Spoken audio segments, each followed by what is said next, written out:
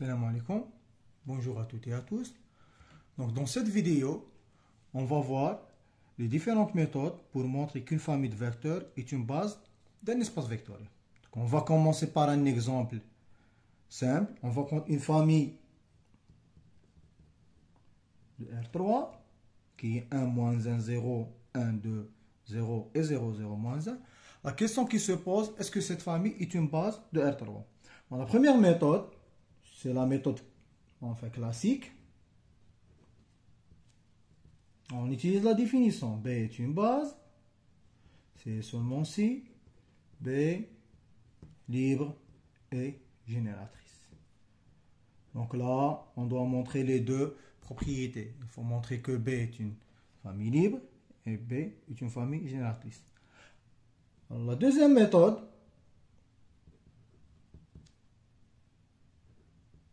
on utilise cette définition. Alors B est une base de R3 si seulement si, quel que soit U appartient à R3, on va voir quelle est la différence entre cette définition et la définition d'une famille génératrice. Il existe, après on va compléter ça là par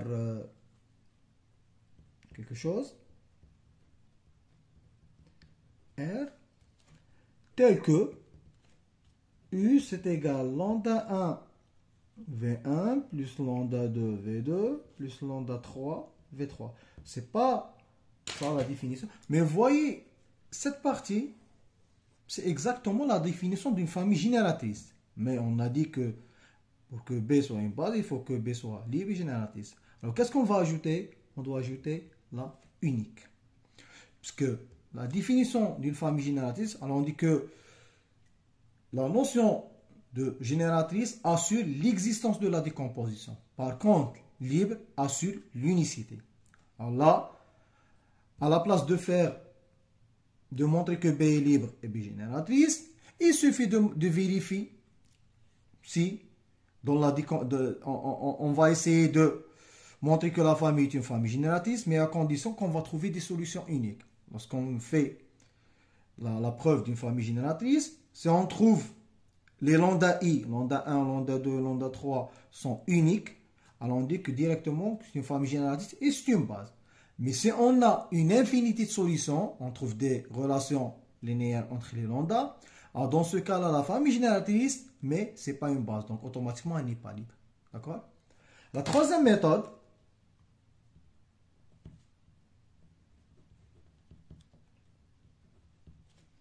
alors on va utiliser ce qu'on appelle le déterminant.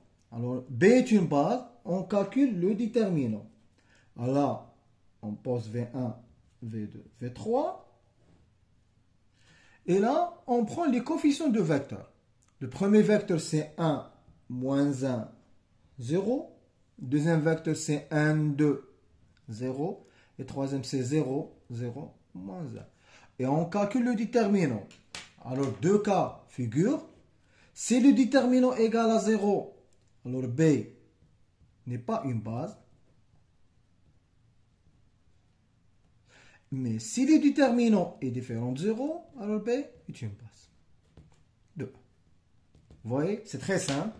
Alors là, si on calcule ce déterminant, si on fait le calcul, par exemple par rapport à la troisième ligne ou bien la troisième colonne, ça va être égal à moins 1 fois ce déterminant qui est égal à 3, donc ça va être égal à moins 3, différent de 0, ce qui implique que B est une base de R3. Vous voyez, les choses sont très simples. On va prendre maintenant un exemple dans l'ensemble des matrices. D'accord? Par exemple, on va prendre E, c'est égal à M de 2R, donc c'est l'espace des polynômes de degré. L'espace des polynômes de deux lignes de colonne. Et on va prendre cette famille. B par exemple. E1, c'est... On va essayer de prendre des exemples simples. E2 par exemple, c'est 0, moins 1, 1, 0. E3 par exemple, c'est 0, 0, 1, 1. Par exemple, et E4, c'est 0, 0, 0, moins 1. Par exemple. On va essayer de donner des exemples simples. Alors, B est une base On peut utiliser la notion de Libé génératrice. On peut utiliser que la décomposition dans la définition d'une famille génératrice est unique. Mais on peut utiliser le déterminant. Alors, on va calculer le déterminant. B est une base de M2 de R. Si seulement si. Alors là, qu'est-ce qu'on va faire? On ne peut pas écrire là des matrices d'ordre 2. D'accord? Alors là, on doit avoir une matrice carrée. Alors qu'est-ce qu'on va faire? Pour le premier vecteur, on écrit là E1, E2, E3 et E4. Et là, qu'est-ce qu'on écrit par définition? C'est quoi? C'est les composants de E1 dans la base canonique. Mais là, on ne va pas s'intéresser à la définition. Alors là, on va écrire les coefficients. Voilà, les coefficients de E1. Qu'est-ce qu'on va faire? On va écrire la première colonne. Et après, on va écrire cette colonne au-dessus de la première colonne. Et on fait la même chose avec les autres vecteurs. Alors là, on va trouver 1, 0 et après 0, 0. On va trouver un vecteur colonne. Donc, on va écrire là 1, 0, la première colonne. Et après, au-dessus, on va écrire la deuxième colonne, c'est-à-dire 0, 0. Si on a 3 colonnes, on écrit la première colonne, après la deuxième colonne, et après la troisième colonne. Et on fait la même chose, et voyez là, on trouve un vecteur de R4. Après, on fait la même chose avec le deuxième vecteur, c'est 0, 1, donc la première colonne, après, moins 1, 0. Troisième, c'est 0, 1, après, c'est 0, 1. Et le quatrième, c'est 0, 0, après 0, moins 1. Et on fait les calculs. Donc, par exemple, si on calcule par rapport à cette colonne, donc on va trouver moins 1 fois ce déterminant.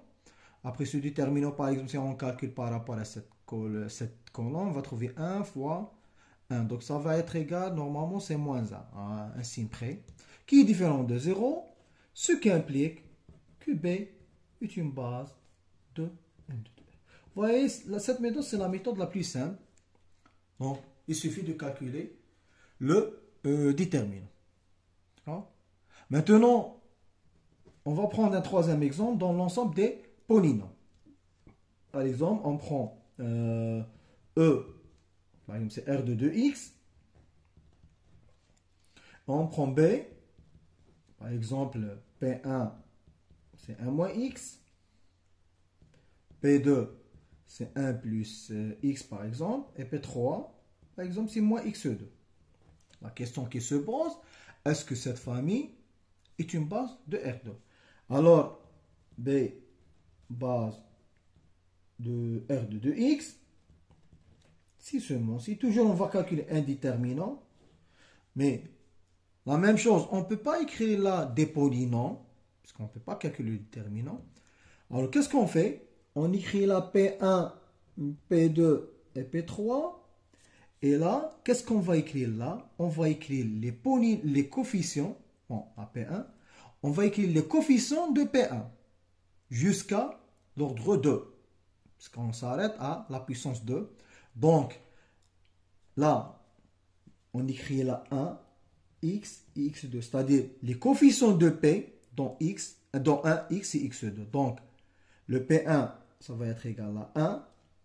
Après, le coefficient de x, ça va être égal à moins 1. Après, le coefficient de x2, c'est 0. Là, 1x et x2 s'appelle la base canonique de R de 2x. D'accord?